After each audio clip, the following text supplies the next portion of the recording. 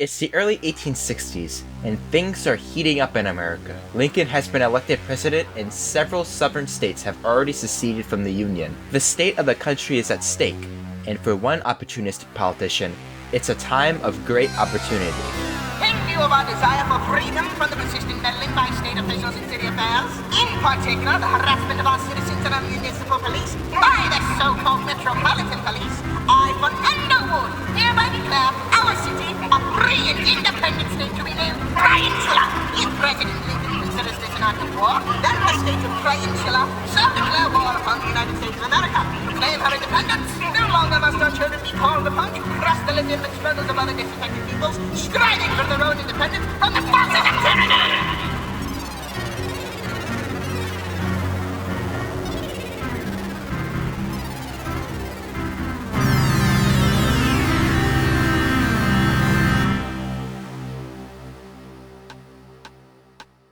To start, let's talk about the man himself. Who is Fernando Wood? Wood was born in Philadelphia on February 14, 1812. His early life was full of bankruptcy from his family's failed business ventures, forcing him to drop out of school at age 13 to work. He would later move to New York City and would start quite a few business ventures, like when he co-founded a ship chandler business which collapsed after the Panic of 1837, and he also created a bar where he allegedly overcharged drunk patrons, and even that wasn't enough to keep the business open. So what does a failed businessman do after they can't exploit people economically?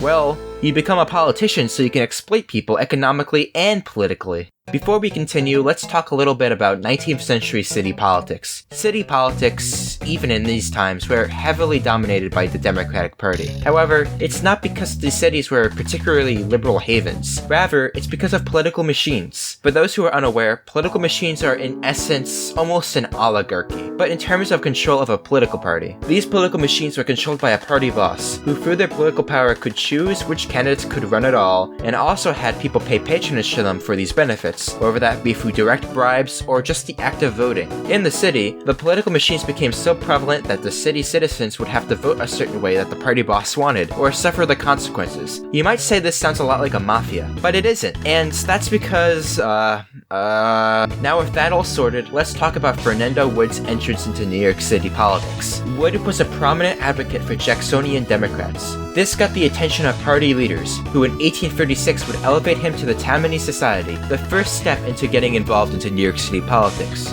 Wood was clearly recognized for his political persistence and dedication, which would lead to his election into the House of Representatives in 1840, and he was only 28 years old. He would later try to run again in 1842, but would lose his primary to McKeon due to redistricting. As any reasonable, classy man would do, Wood proceeded to campaign against his own party to make sure McKeon would lose, calling him an Irish secret abolitionist. Wait, Fernando's racist? Yeah. Yes, he is. After restarting his business ventures using connections he made in politics, as well as covertly spying on Calhoun's presidential campaign in order to aid Martin Van Buren, Wood was finally ready to take the biggest step in his political career so far, becoming mayor of New York City. The year is 1850, and Wood has been chosen as the Democratic nominee for mayor of New York City. The path to victory is clear for Wood after so many years of struggle, and he lost in a landslide to Whig Ambrose Kingsland. But that wasn't all for Fernando Wood, since New York City's politics was about to change drastically in his favor. You see, the political machine of New York was actually developing during this time, with the Tammany Society gaining more and more control over New York City politics. During this time, infamous party boss Tweed would be elected to public office, along with many others from Tammany Hall. The balance of power in New York City was moving hard towards political corruption, and Tammany Hall was on top. This aided Wood in his 1854 mayoral campaign. However, Wood almost lost his election after it came out he was working with the Know Nothing Party, which in short was a secret society that had strong disdain for the newly arriving Italian and Irish immigrants. This is obviously a terrible scandal to be in when your electorate is mostly Italian and Irish people. Despite this, he still won his election with a strong 1/3 of the vote. Now, what did Fernando Wood do during his first term? Well, his goal as mayor was to turn the mayoral position into a strong executive position wherein the mayor has full control over all aspects of city governance. One way he did this was by converting the municipal police into his own personal police by introducing a whole lot of corruption. But hey, he built Central Park, so that means he isn't that bad, I guess. Now the drama increased significantly with the 1856 mayoral election. Initially, Wood wanted to run for governor of New York, but most other Democrats thought Wood was a little kooky, so this left Wood to run for an unprecedented second term as mayor of New York. Things would heat up greatly during the campaign, with political violence becoming commonplace between gangs on the street of the city. On the day of the election, Wood gave all of his police officers a day off from work so they could vote, whilst he sent his personal gang, the Dead Rabbits, to intimidate voters and steal ballots. Yet, he still only won by 44% of the vote. Also, fun fact, these actions were so pervasive that Wood was taken to court, but the grand jury ruled in Wood's favor because these actions were commonplace in the city, which, sure, I guess, if a lot of people murder, then I can too. But this would just be the beginning of Wood's controversy during his second term.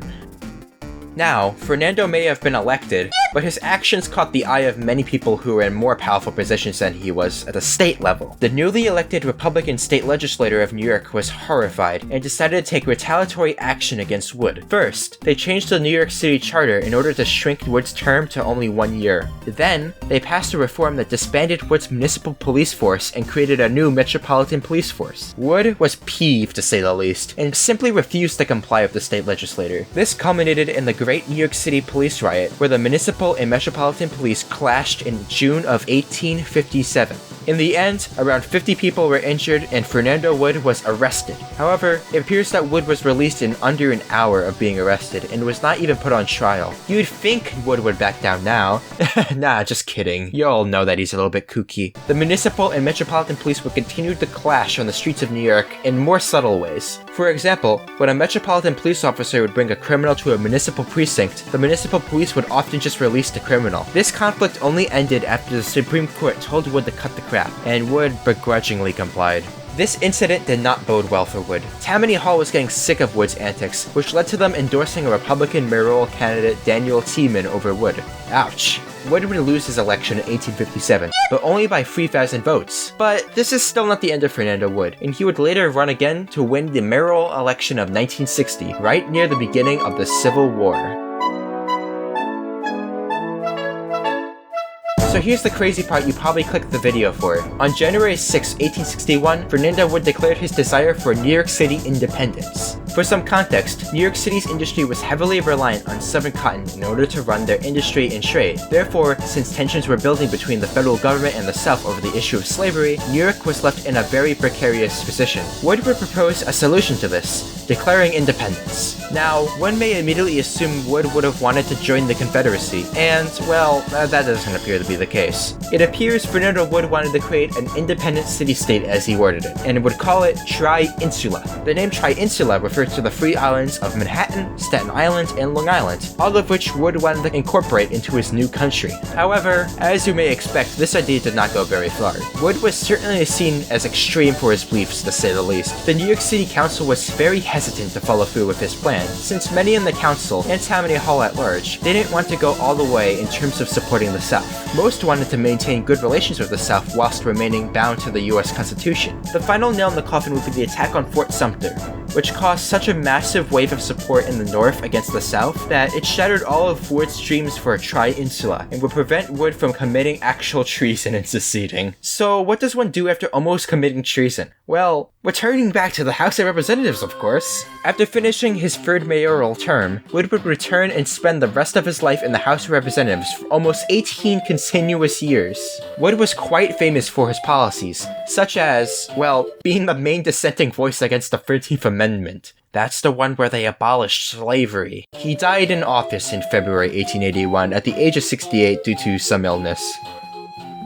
So, what can we take away from the story of Fernando Wood? Well, one may say Wood was a man who sought power at any cost, using gang violence and corruption to keep his population in check, creating a legacy of corruption in New York City that would only be continued by his successors in Tammany Hall. He would also try to use his power to undermine the federal government in order to secure more power by collaborating with the South, and later by trying to limit the extent to which slavery could even be abolished in the United States. Overall, most would probably say he was as good for New York City as that 16-year-old he married as a 48-year-old. But hey, he made Central Park, so he must have been a good man. Similarities look in the styles of a statue. Didn't make a lawyer relentless attack when a moment of should not be in the fashion. Since some of her face would make it out of place, better stay still and not rock the boat. Some express disappointment when leaving the hall. Some feel cheated or mad. Bear in mind when and all the next act of my show is an infinite road. but occupy chairs for NY City mayors called the House of the Yet-to-be Mayors.